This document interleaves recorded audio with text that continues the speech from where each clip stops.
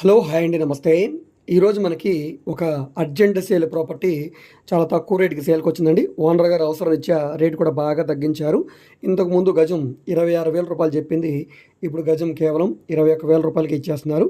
So ఈ property కూడా ఒక మంచి ప్రైమ్ లొకేషన్ అండి.